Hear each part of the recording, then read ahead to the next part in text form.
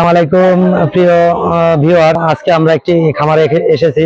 এখানে bird flu লো vaccine হবে। Bird flu লো vaccine মুরগিকে কিভাবে পুশ করতে হয় এবং বার্ড ফ্লু ভ্যাকসিন পুশ করার পরে মুরগিকে কি খাওয়াতে হবে এবং কি করণীয় সে বিষয়ে আপনাদেরকে আমরা দেখাবো।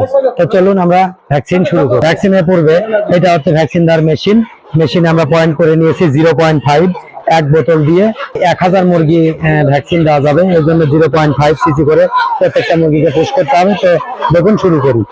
বার্ড ফ্লু ভ্যাকসিন আপনারা দুইভাবে দিতে পারেন।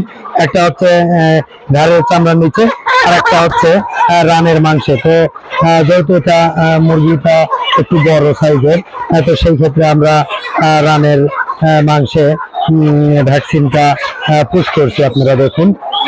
আর আপনাদেরকে আরেকটু আমরা জানিয়ে রাখি যে আপনারা ভ্যাকসিন, যেহেতু বার্ড ফ্লু ভ্যাকসিন, তো মুরগিকে ভ্যাকসিনটা একটু পুশ করার পরে মুরগির একটু জ্বর আসে ও ব্যথা হয়।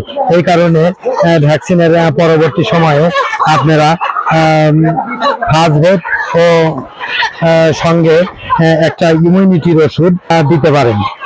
তো ভিউয়ার্স, আপনারা হয়তো বুঝতে পারছেন যে বার্ড ফ্লু লো ভ্যাকসিন কিভাবে পুশ করতে হয়, তো পুশ করতে হয় এবং ভ্যাকসিনের পরবর্তীতে কি কি ওষুধ দিতে হয়। আগামীতে আবার অন্য কোনো ভ্যাকসিনের নতুন ভিডিও নিয়ে আপনাদের সামনে হাজির হব। সেই পর্যন্ত আপনারা সবাই ভালো থাকুন এবং সুস্থ থাকুন এবং আমাদের চ্যানেলটি সাবস্ক্রাইব করুন এবং কমেন্টসের মাধ্যমে আপনাদের মতামত আমাদেরকে জানিয়ে দিন। আসসালামু আলাইকুম।